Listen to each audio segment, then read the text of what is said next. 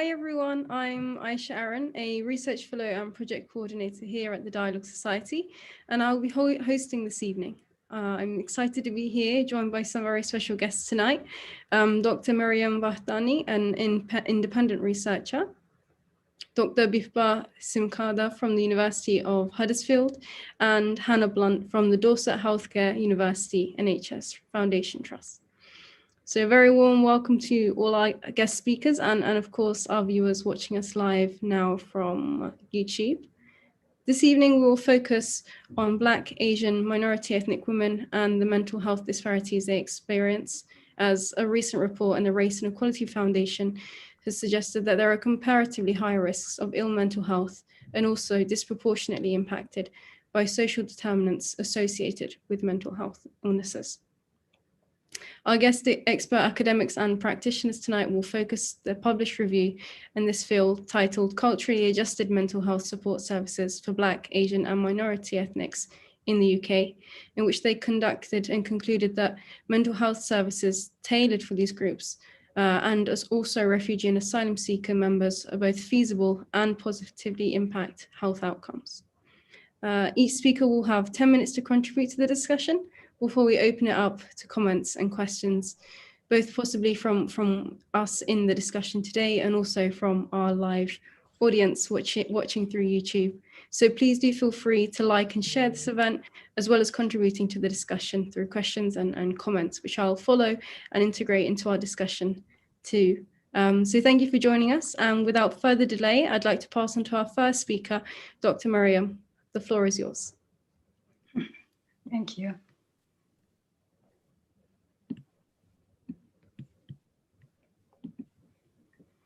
Hello, everybody, and I am really excited to join to this live community. And as Iysha mentioned, we are talking about the BAME women and mental health, and I am going to talk specifically about some of the issues that are related to BAME mental health issues. First of all, I'm going to have an overview of main factors for mental health disparities that exist in the BAME population and why we need culturally adjusted mental health services for this population.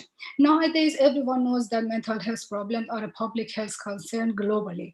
And at the same time, there are some evidence that suggests that overall immigrants and their descendants are at a higher risk of mental health disorders, such as psychotic disorders and non-affective disorders, than the majority ethnic group in a given setting. Although we need to consider that this difference is not equitably distributed among the diverse ethnic groups and in different locations. But we need to find out that why there is such a difference. What are the main factors that contribute to this huge disparity of mental health in the BAME population? One of the main reasons that is stated in the literature is about the poor engagement with mental health services that exist among the BAME population. This can also be translated into poor initiation, low rates of initiation, retention, and dropout from services in case that they started their treatment. And what is important in here, this reason, this factor by itself could partially be explained by the awareness about the mental health symptoms and a stigma related to these disorders. But at the same time, there are some other factors that somehow are linked by poor engagement, and we can count them as perceived discrimination and prejudices that among healthcare professionals and the staff that work in the health services. These are what the evidence from the literature suggests.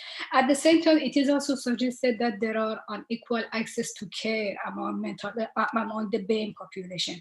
If we're going to go to more detail, maybe there is a big difference between the BAME population that have immigrated as asylum seekers and refugees and the people who are settlers. There are some details in these differences, but generally we can say that there are unequal access to care among the BAME population.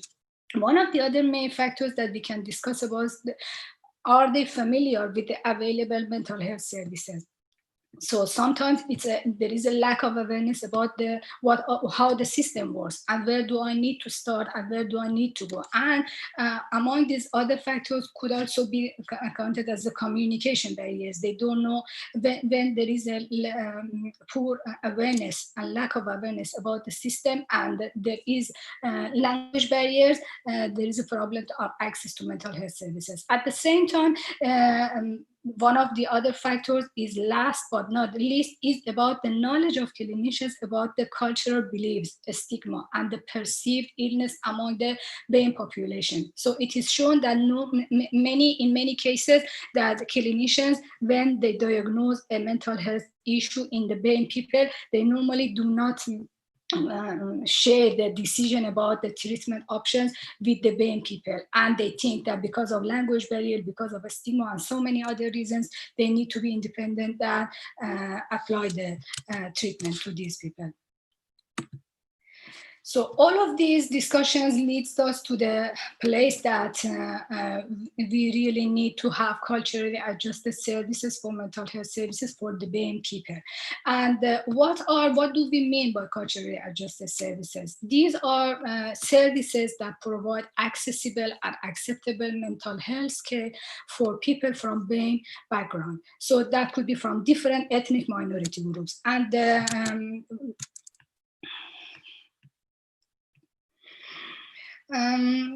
in fact, we already talked about the poor engagement with mental health services, and when we talk about culturally adjusted services, they need to improve the uptake of these services among the people from BAME population in a way that they meet the stigma and the beliefs that exist among different ethnic minorities, and could improve the uptake and access to these services. We need to consider that the UK is a multi-ethnic country, and since 1991, the minority ethnic population has been growing in the UK.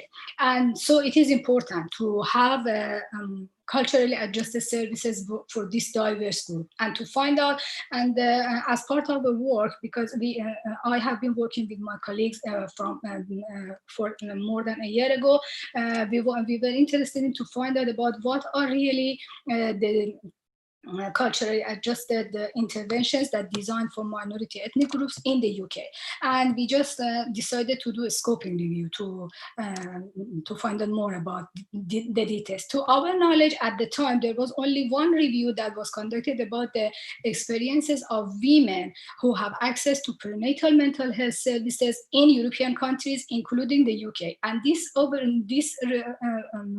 review paper just found out that most of the studies have been conducted in the UK, and they found that there are really gaps between the women from BAME population and other groups. But we wanted to see that what are the general understanding and design services for the BAME population. So there was a need to conduct this scoping review, and we found that overall there have been 13 studies that have designed a specific intervention, either in a clinically based service or a community service or a school services for the people from BAME population. Of these 13 studies, 18 were conducted of the BAME people who have been settled in the UK, but 5 others included the refugee and asylum seekers. So there is no need to mention that the needs of the people who are already settled as a migrant from BAME background in the community is really different from people from asylum seekers, and they also belong to the BAME community. But the good thing about this review was we included the studies that included both of the BAME from this population, and all of these studies try to address different types of mental health disorders, including 2 studies that were focused specifically on prenatal mental health services. These included people from the mothers from African background and South Asian background. But some of these studies, I need to mention, that have targeted intervention specifically designed for women, and the remainders addressed both genders. Overall, the findings suggest that it is feasible to have culturally adjusted studies. One of the main issues that remain is how we can integrate these design services within the current health service. So both the staff are more familiar with the culturally adjusted interventions, and the patients can also benefit from these studies. At the same time, we need to mention that there are still so many other understudied population of BAME that are not recognized either as an ethnic minority in the UK, and therefore they are understudied, and there is still a lot of need to design interventions culturally adjusted specifically for these groups. As part of this work, I was interested in to do a public patient involvement, and what I did continued because, as I said, we started a series of work, and as the start, we first conducted this scoping review, and then we started another research project. And as part of this work, I was writing a grant application and continued to this. I was interested in to assess how the status of mental health awareness and help-seeking behaviors could be in understudied population of minority ethnics in the UK. As I mentioned before, many of the minority ethnic groups that live in the UK are not recognized as minority ethnics, and they are not considered as an ethnic in the UK census data. One of these studies, as part of this grant application, so I decided to do this public patient involvement, and I conducted I started with a community from Iran because I am originally from Iran and I am a native speaker, and I noticed that there is a scarcity of studies and evidence among the migrants in the UK from Iran in the UK, and I decided to do this public patient involvement. There are this public patient involvement was approved by the ethical group for the NHS group when as part of the Bournemouth University at the time that I conducted this study.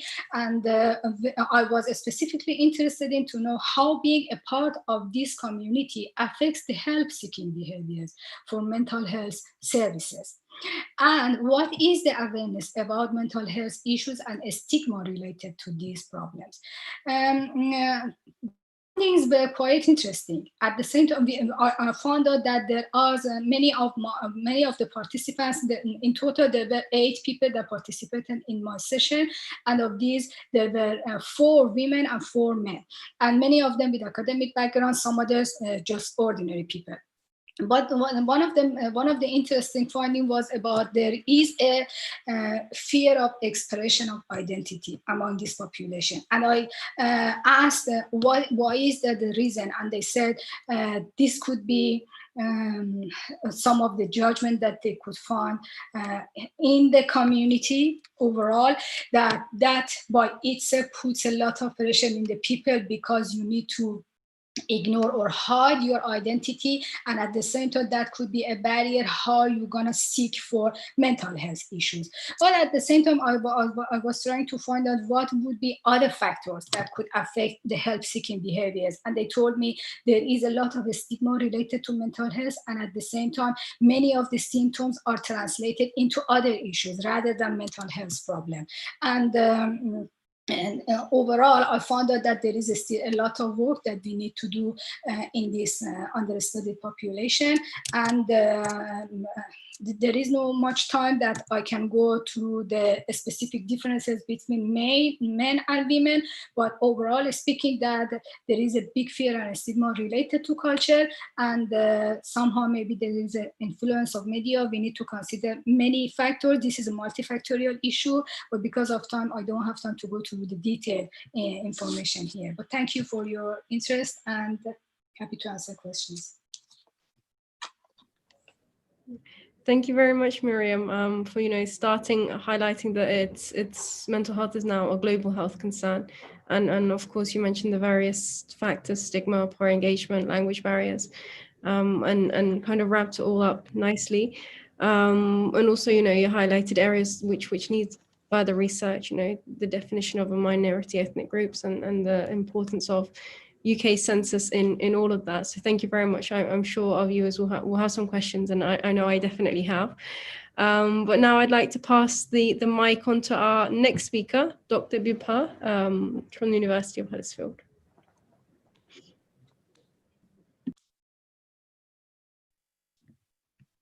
Thank you. I'll start with my slide first and do the introduction same time.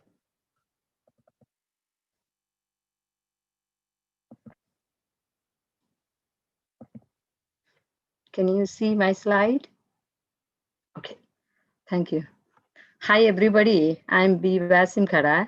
I'm senior lecturer in the Department of Nursing and Midwifery in University of Huddersfield. And the BAME, women's and mental health is my area of interest. And I've been working with the BAME community from last 10 years and involving more with the Nepalese community. And I have a background in adult nursing and public health. And that's why I have a lot of interest, more interest with international research as well, and migrant health, all this. And we can talk slowly. And first of all, I'd like to thank you for inviting me to present my talk. And if we look Black and Asian minority populations, and especially looking at the women's health, women's mental health, there are disparities between women among white population and BME population as well. If we look this graph, we can see the Black, especially women, has a higher mental health problems than other population, and even it is higher, same with the Asian women as well. If you compile all this Black and Asian group, it is quite large number. And this is disparities, but there are different factors influencing these differences. Why there is a gap is because of the women, they are not accessing, engaging with the services very well. And there are different factors influencing, such as cultural factors. Women have got a childcare responsibility. Women are lower status in many in society, many groups of this community, and there is a lack of awareness around the services. And similarly, they have a low employment, and many women are not working because of the cultural practice, sometimes because of the education background. They have a low education background. And it is also, there is a factor for the poor socioeconomic background as well. They are poorer, and mental health and services sometimes cost the money for them, and affordability is another issues in this group. And there are issues around mental health because of the domestic violence and in the house, and there is a racial harassment and discrimination in the community, at work. All this thing is increasing, and mental health problem, especially among these women. And there are a lot of literature is suggesting there is a culturally insensitive and fragmented health services, and the cultural awareness among health workers is not sufficient. And therefore, these women are not engaging with the services very well, and not getting enough support what they need, and person-centered care is not meeting. And that's why the risk is increasing in this community. And we can see there is a chart, there is a data from the in the business, in the community, there is a 29% of Black and African Caribbean women experience harassment and bullying in last 2 years. And similarly, Bangladesh, 1 in 2 Bangladeshi women experience and social harassment. And these are, we can see from these data, it is not helping women's mental health. That's why it is important to support this group, especially women, and how we can encourage them to use the services. And as I said earlier, I've been involved in BAME community research. We did one research 5 years ago with the Nepalese community, and it also reported 8% of the total population were aware of mental health support and services available here. It's a very low number, and mostly they don't know. And it's just, this is for whole population, all this is a men and women. And then if you count within a woman, and it is lower than that. And that's why, and there are a different factors we identified from that research. There was economic hardship and family relationship problem and language barrier, cultural differences, feeling of loneliness, because another is weather. You can see people coming from different part of the world finding difficult to adjust in this weather, and that is also contributing to the poor mental health. And we can see recent, just earlier, Mariam mentioned about the review we conducted. There was a limited intervention to support this group. And also there was a previous study reported in some culture, women don't talk much. And they found great sense of shame when they are talking for themselves, speaking outside the family, because they want to preserve their family honor. And if we look the research in the mental health, there are a few very limited research around these topics, and especially more focus on BAME population. And among that, there was a very few are talking about the perinatal mental health, as Mariam already mentioned about that paper. And and there are other study looking at the overall health, general health, focusing on the different groups. But there is a very limited research to understand cultural practice and the need to improve the access and engagement to the mental health services in this group. And especially for the women, is where you hardly see covering the whole women, not only the women who is in the pregnant only. And therefore we were interested to explore BAME communities issues, and we recently completed the research to explore factors affecting access and engagement to mental health services in Nepali and Iranian community. That's why I was involved from Nepali community, and Mariam was there from Iranian community, and Hannah, she supported us because she's been from the Mental Health Trust, and we all work together in this project. But we are still working in this data analyzing and writing the report. Hope we can share our finding later. Hope that will be interesting. And I'm very happy to discuss and talk about my own experience living in the community, and from Nepali community experience as well. It will be interesting to learn from other colleagues as well. And thank you for listening, and comments more than welcome. Thank you. Thank you, Bibha, for your contributions to the discussion. Again, you focus on like the variety of factors that impacts, from perhaps a lack of education or the opportunities on work, and then the harassments that those who do work face, and then how that can impact ill mental health as well. And then obviously the various cultural barriers and overlapping factors in general, I think. So thank you very much for your contribution. I'm sure we're going to have some questions coming up too. Now we're on to our final speaker, last but not least, Hannah, of course, if you'd like to explore the report in further detail, perhaps. Mic's off. I'm always leaving my mic off.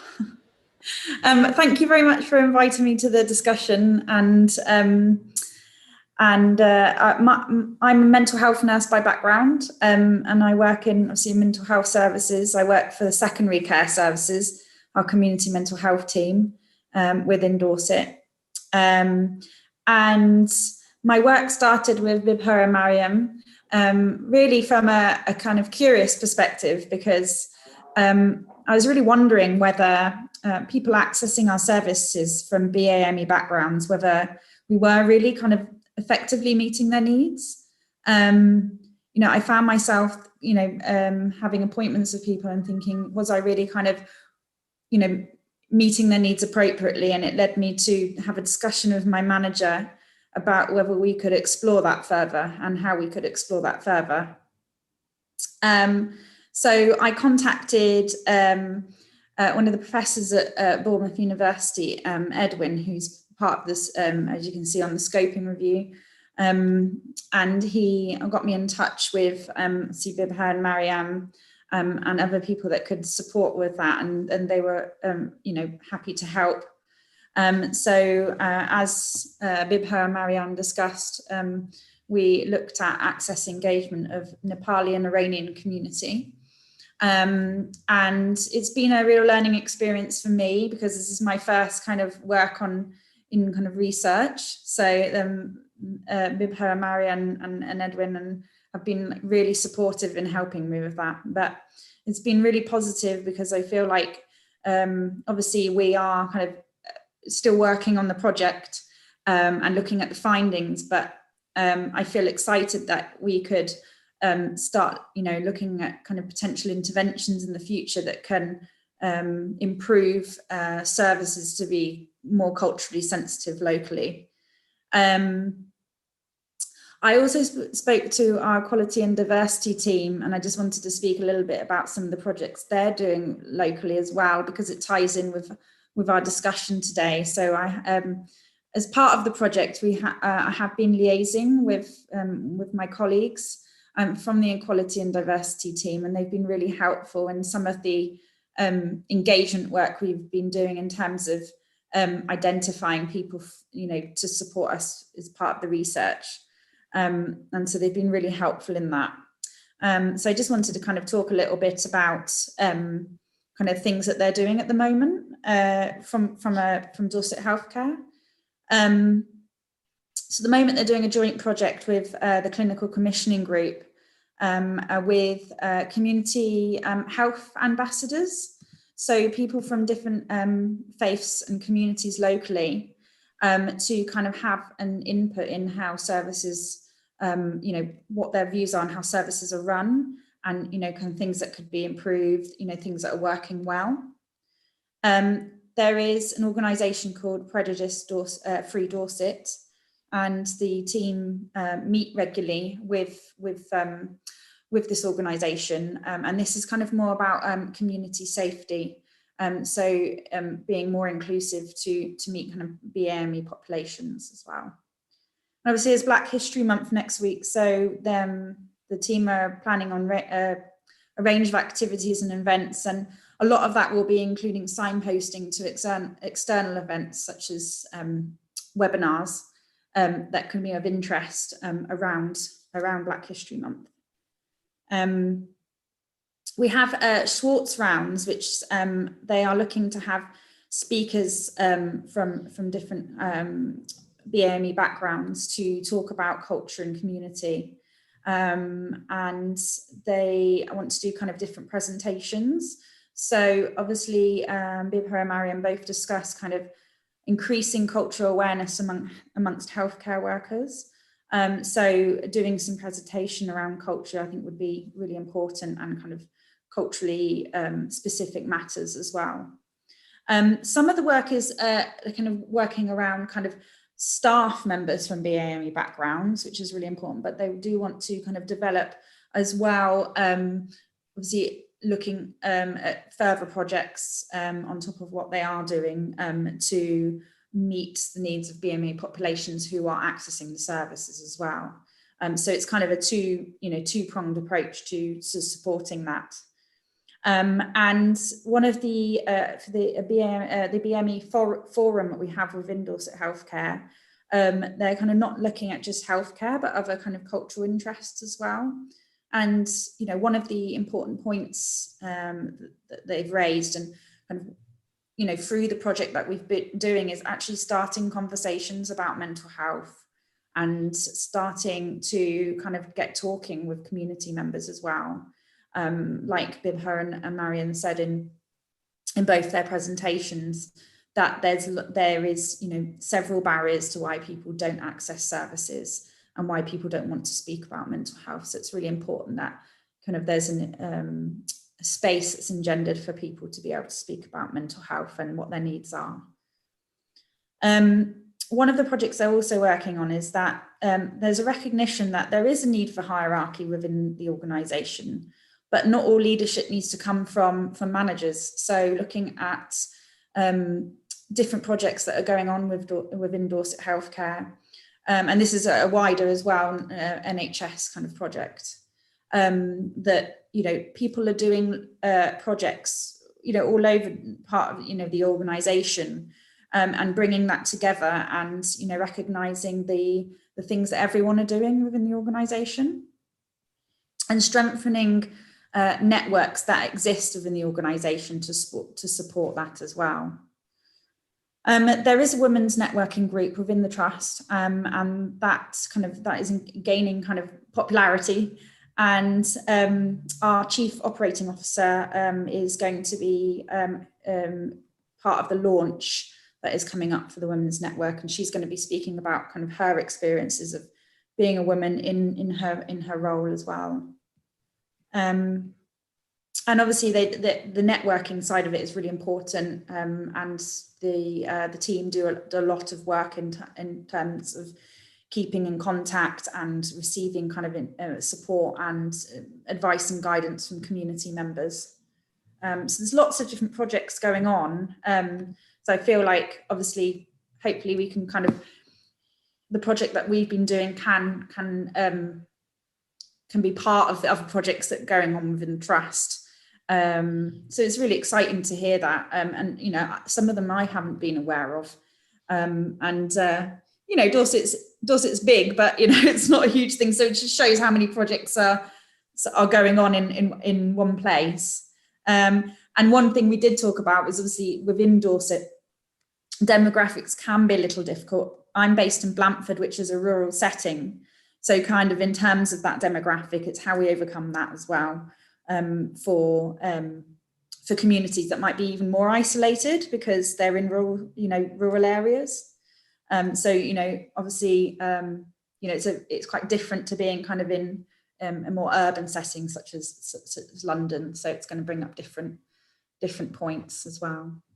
So yeah, so it's been a kind of really exciting journey, and it's kind of in its infancy really. So it's really exciting to be part of this. And I think this, you know, obviously we're looking at the findings now, and preparing that. So it's really interesting what themes and are coming out from that. So and it will help us to hopefully put interventions in place that will improve services. Thank you. Thank you very much. I mean, I think your excitement kind of shone through, and it's definitely something that I resonate with. You know, I mean, I was born and raised outside of London, and then coming into the city, you feel that diversity. But I think it's amazingly great work that you've done. You know, kind of starting from a more bottom-up approach and looking within the local area of issues that may be there. And I think it's really kind of timely as well, especially with, you know, drawing parallels from COVID disproportionate deaths that we're facing and that we're seeing with BAME communities, and trying to actively engage with it and see what, you know, the underlying factors are, and maybe those factors are the things that are the same with mental health as well, and the disproportionate deaths and cases that we are seeing. So I think it's crucial work that it started in Dorset. I mean, I'm not familiar if it's similar things are going on across the UK. I mean, I'm sure they are, but they definitely need to be increased. But you know, it's definitely something exciting, and it's got me excited, so I'm sure others must be too. Thank you very much, Hannah, for your contributions too, and also for kicking the work up and starting it out. We do have some questions, so I'll ask, and then if anyone just wants to butt in and answer, then feel free.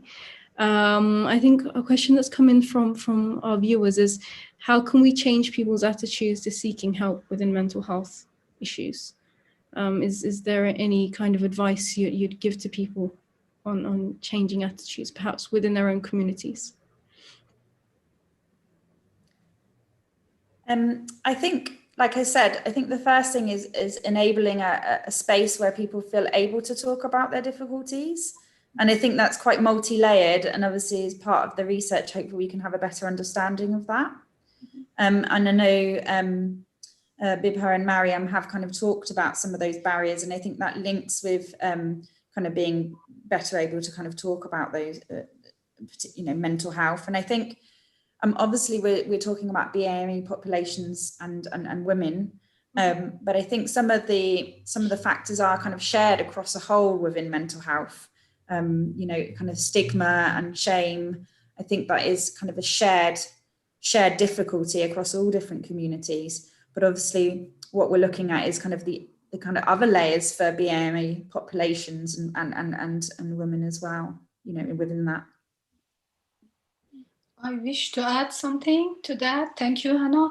But one of the other things that I came across by my own experience when I did the public patient involvement, the group just raised an issue. So you go to doctor for any physical health issues. It's much easier to explain about the physical health. But when there is something wrong with your mind and you are experiencing something different, you find it difficult to communicate in that specific language. Sometimes it's fine. Maybe even the level of language communication is good. Your English is in a good level that you can communicate, but you still find it much easier to explain about how you feel, express your feelings, your emotion to someone who can also understand your own language.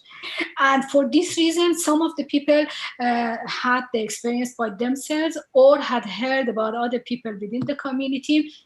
They prefer to go back to the original country to get the treatment for any mental health issues. And this is one of the issues. This is one of the problems. And when they feel they cannot express themselves efficiently to the health care professional, they feel that they are somehow judged. And this misdiagnosis could either lead to that not diagnose the problem, or just a prescription, do some prescriptions that is not relevant to the actual issue that they are experiencing.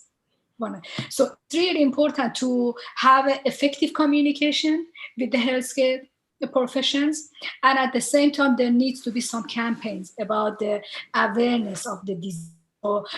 Because people don't see any issues going wrong with the mind the same as a physical health problem. So they need to change the attitude. And one of the effective ways could be to have some campaigns that explains that there is no stigma, just minimize the stigma, the risk, the shame related to any mental health disorders.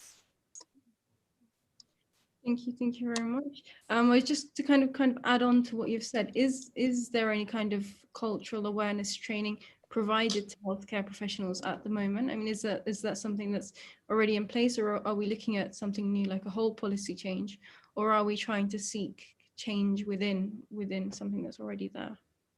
So Hannah should be able to answer that question more easily because she is a part of the system. But I can just very briefly talk about a part of the research that we did. Obviously, I'm not going to present all of the details here because we haven't yet published that. And Bibha mentioned, both Bibha and Hannah mentioned that we are still working on the results and we are going to publish the papers. But as part of this project, we just came across with some of the mental health workers and community mental health workers that had come across with minority groups, including the people from Iran and Nepal, and they mentioned about there is a lack of awareness about the cultural issues. And although I am expert in my own work, when I come across from people with people from other minority groups, I feel the gap between my knowledge and how to communicate with these people in relation to mental health issues. So this is something that at least some of the community mental health workers have understood and realized there is a gap that needs to be addressed. I think I would, obviously echo that with what Mariam's saying. There are projects going on to support people to develop their awareness of cultural needs. But like anything, I think there is always room to develop that further. And like I've discussed, obviously the project that we're doing now will hopefully support that. And there are other projects going on within the trust to support that development of understanding, and having key stakeholders from BAME backgrounds involved in the planning and development of services, and how we can capture that as well.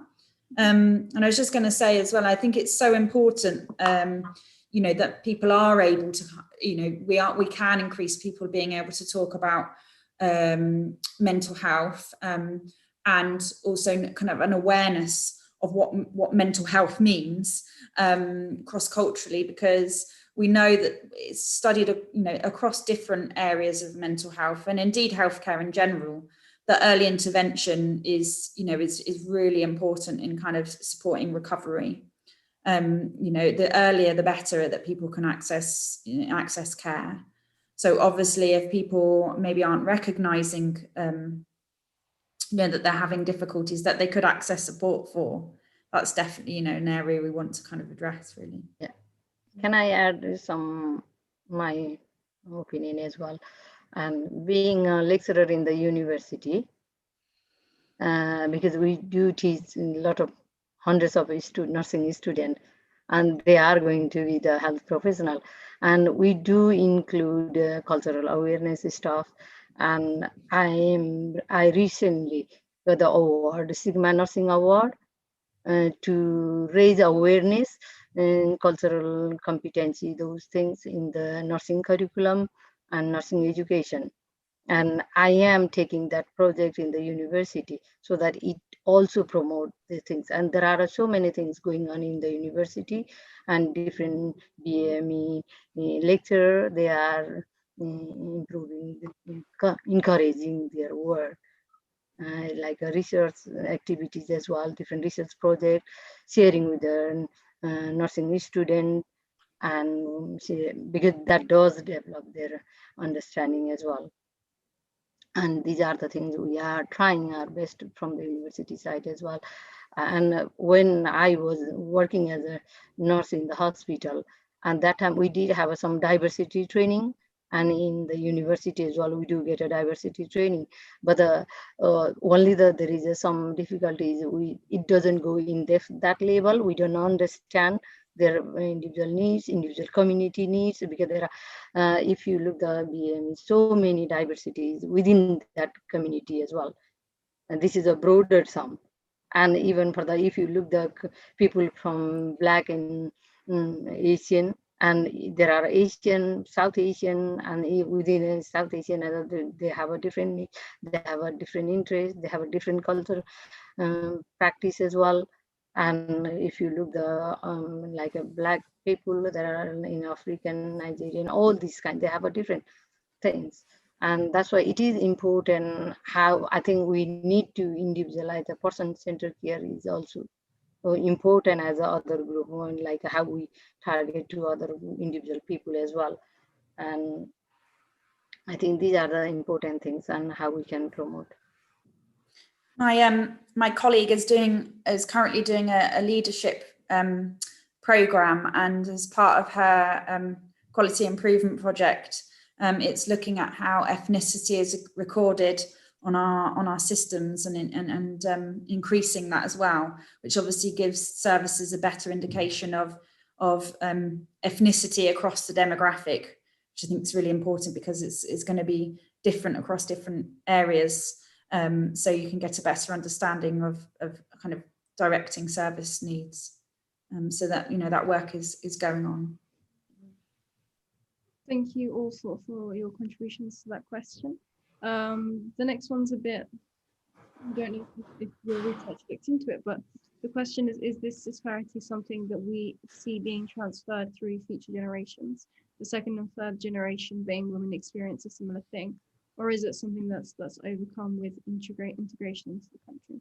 So is it something that first generation migrants experience more, or do we see it going on in second and third generation migrant communities? Can I answer this one? Of course. Yeah, because of, because I'm first generation migrant as well, and being BAME woman, and I can see that in the community, in looking at the Nepalese community as well, what is the situation, position, our position in the household will be different. Our daughter's position will be slightly different. I can see she will be the first generation. And how it is different is that, but we still practice some of the cultural things. How we treat son, boy, and daughters slightly different. How we raise them in the household as well. It is a different, but they don't treat it differently like how it was in back home. But still, we are acquiring these things, and then we tell our children to respect your daughter, empowering daughter as well. And but still they do feel some of the things still not happening. They do express. And from our recent research as well, one of the young research participant who was experiencing some mental health problem, and she was not fully supported from her family. And she was, oh, how can you have a mental health problem living in this country? And those things. And she couldn't share because there was a stigma attached to the community. She couldn't share her problem in the family. And there was an issue around whether she should be getting married with the like Nepalese people, or she can marry with someone else, any person from any other community. There were those things are also affecting this generation, and that's why we can see that there is an influence, and it will transfer. And how they are learning, there will be some influence, but it will come slowly over time. It takes time. I don't know other people's experience, but that's how I seen and observe in the community. So definitely the influence of culture is very important, and it just goes through one generation to the other generation, especially if they have been resistant through any diagnosis and treatment for mental health issues. They just pass it on to the next generation. And I mentioned in my first slide that the evidence shows that overall, immigrants and their descendants experience higher rates of mental health disorders. That is normally an increased rate to the given population in a given setting. So, but from my experience that I did that public patient involvement, some of there was a contradictory understanding and beliefs between the participants. Some said, I see myself different from my father. My father didn't want at all to speak about any issues, and he was saying, okay, some people put their shoes on the same shoes of their parents and say, okay, because they have had this belief, I should be doing the same. But some others feel and see themselves in a different place and say, oh, okay, I feel that differently. Now I am in a different environment. I have the right to decide for myself. And then I'm not the same person as my parents. This is a second generation. But I really think that there is a great connection between the influence of the culture. The bigger the influence of the culture, the bigger the problem would have the second generations. And the attitudes would affect on their help-seeking behaviors for mental health problems. Thank you very much. No, I think there are things that I can identify with as well, and I think the culture is carried on. Whether the response is in line with it or against it itself could also cause ill mental health. Another question is, the overall number of people reporting mental health problems has been going up in recent years. How do you think the results will be after the pandemic? And perhaps just to add on to the question, what can we do as academics, and perhaps what does our research show, and what does as a practitioner, Hannah, your experience show, that with the increased death of minority ethnic groups and the disparities there, it's going to reflect over into mental health. What can we do from now in the short term and perhaps in the long term as well to protect these communities? I don't know if it answers the question directly, but what I was going to say was that one of the other reasons why I wanted to kind of look into this a little bit more and kind of contacted colleagues at Bournemouth University was that we were aware that there was a local population from BAME backgrounds, but I was thinking to myself, there was no research around this that I was aware of at the time, but I felt that maybe people weren't coming as I didn't feel like we were capturing maybe potentially a community of people that may be experiencing mental health problems, but maybe weren't accessing the services. I think it's maybe crossing some of the other questions, but obviously as part of kind of your discussion about disparity and increased like deaths, I think it ties in, and that it's important for us to kind of look at why we aren't or if we aren't, why are we not capturing numbers in terms of them receiving support. So I think it ties into kind of the overall project as well. In terms of COVID and kind of presentation of people accessing mental health services, I think we have kind of seen differences, but what's affecting those differences is probably unclear, because obviously it's a new situation, and this isn't obviously coming from kind of research, but this is just coming from experience. We might be seeing slightly different difficulties that people are facing. I couldn't comment specifically kind of from particularly kind of community members from BAME backgrounds, but certainly kind of we are starting to think about kind of the particular difficulties that people might be facing because of the outcomes of COVID. I mean, obviously kind of isolation and human contact, we know, is kind of, research shows that can affect people's mental health. So we are kind of seeing some of that as well. And I'm sure there will be some research that comes out of this within Dorset Healthcare and is ongoing, but maybe we haven't seen the findings yet, and how that can influence practice, because we're kind of still collating information, and we're still kind of in the early stages really. I think we're going to have the effects of COVID for quite a long time, and so services, we are adjusting as we go as well, because things are changing so quickly in terms of restrictions and how we can run services within restrictions. I'm due to be commencing on therapy to clients, and we're going to start running them firstly online, because we felt that obviously ideally we want to be running the therapy that we're doing face to face, but we felt that it was better to offer something to clients rather than nothing at all, but obviously mitigating the risk that COVID poses if we were to do a face-to-face contact. So we're trying to meander that problem really as best we can. Can I add to some point to Hannah's? Because one of the things, I've been reading some of the literature around the BAME health workers, how they are getting more stress and then affected by the COVID as well. And I'm supervising one of the students who is looking at nurses' experiences during the COVID, and he will explore around the mental health issues. And there are other studies going on in the University of Huddersfield as well, how this BAME community is affected during COVID.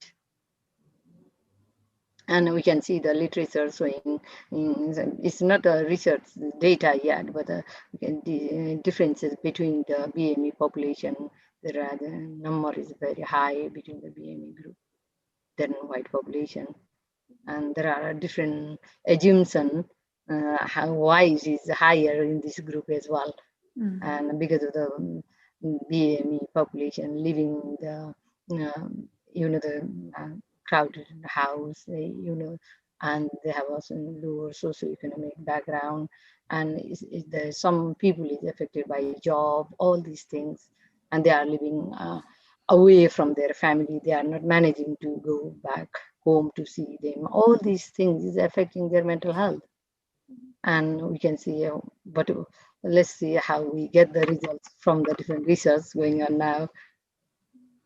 In terms of kind of staff, protecting staff and BAME backgrounds, I know that the Dorset Healthcare have taken measures, and recognising, as Bibha said, we don't know kind of we are unclear on why the vulnerabilities. There's several kind of discussions taking place around that, but that Dorset Healthcare are taking measures to protect workers, especially from BAME backgrounds, because obviously, regardless of the kind of the reasons, we need to be protecting our staff as well. So that's taking that is in place. I think that's significant as I mean at the peak of the pandemic. At least in London, we saw a lot of minority ethnic practitioners, both illnesses, severe illnesses, and deaths. And I think that was identified quite quickly. But unfortunately for some, for some and their loved ones, the damage or harm had already been done. Like you said, it's important that on a local level we're recognizing this, and as you said, Dorset is making those changes, and like Bibha highlighted, there are a variety of factors, and we can't just point at one. But it's important that we're still having this discussion at least. So I'm quite conscious of the time. I'll just maybe as to start wrapping up, I'll finish with one last question, which I know is a hard one, and I maybe put on the spot, but what is the most crucial aspect, according to your own experience and research in serving people in mental health issues, that everyone needs to know? So if there was one thing you'd want to make more clear, more aware, what would that one thing be? Can I say one thing? Mm-hmm. I think you want to speak for yourself first, because you want to share your experience. You don't want to keep inside, because there is a stigma. It's not only any community, it's a worldwide stigma in the mental health. But still we need to remove the stigma. And if you speak out for yourself, and people will start speaking, they're sharing their problem with, and it will be open to everyone. Like how we take as other health condition. If I have a diabetes, I talk, I have a diabetes, and it should be taken as I have a mental health problem. I can share my problem, and how can I get help, like that. So one of the, further to what Bibha said, one of the issues that we had when we were doing the project was difficulty finding the participants bringing into the study. Recruitment was one of the main issues. And we found that there is a high stigma, and they need to trust to the system, to the people that are doing the research for them. When they don't trust, when there is a little literacy about the issue, they find it difficult to have a good communication, either with the profession, healthcare profession, or the researchers. I even linked to one of the health professions that is a native speaker of Farsi, and he knew some of the clients. He even found it difficult to bring in some of the patients and introduce to the research project to ask the question, because of the confidentiality issues, because of the trust, because of the big level of stigma related to mental health. They find it very difficult to communicate and share their experiences. So there is really a need for interventions to campaign and improve the awareness so it's not a shame. You get a mental health issue that could be related to many aspects of the life, and it's not specific to you. Many other people could experience that, but they need to feel more easily to talk about these issues. I think for me, it's one is having an open curiosity. So as a because a mental health practitioner is like really kind of getting a rich understanding of the individual maybe coming for an assessment, the kind of cultural beliefs and practices and values that the person brings, because without that, that's, you know, I think you're looking at in a very shallow level, and that's not going to help us be able to put interventions in, and having that open curiosity. And the second thing I think is for me as a healthcare practitioner is modelling as well. So I've been involved in, we've actually just got a name change, it's called Open Minds, but previously it was called Hidden Talents, is sharing lived experience and using lived experience of mental health difficulties to tackle stigma and support development of services. So I was involved in that project previously. I haven't been for a little while now, but I have been involved. So modelling, you know, it's okay to talk about mental health, and we all have mental health. So for me, that's really important, and I bring that into my practice, you know, all the time. Thank you very much. I think it's been, you know, an amazing panel, you know, both bringing in research and also experience from and you being a practitioner. So I've thoroughly enjoyed our panel. Thank you all for your contributions, and I'm sure our viewers have enjoyed it too. And yeah, thank you for the engagements that our viewers have done, and then the questions that have come through. I'm sure we'll look forward to the research that you mentioned being published, and then updates from how it goes along, and hopefully you do get the funds to continue with your research. Yeah, and I just like to remind our viewers that they should like and share and follow us on the various social media platforms that we are, to keep up to date with the research and work that we're doing.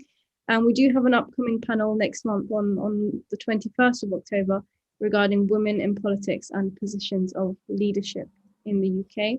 So we're looking forward to seeing our viewers there as well. Thank you very much again. Thank you. Mariam, Bibha, Thank you. Thank you very much. Nice to see you. Thank you.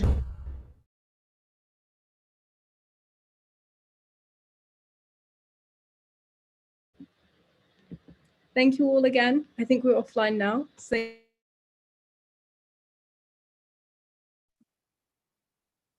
Okay.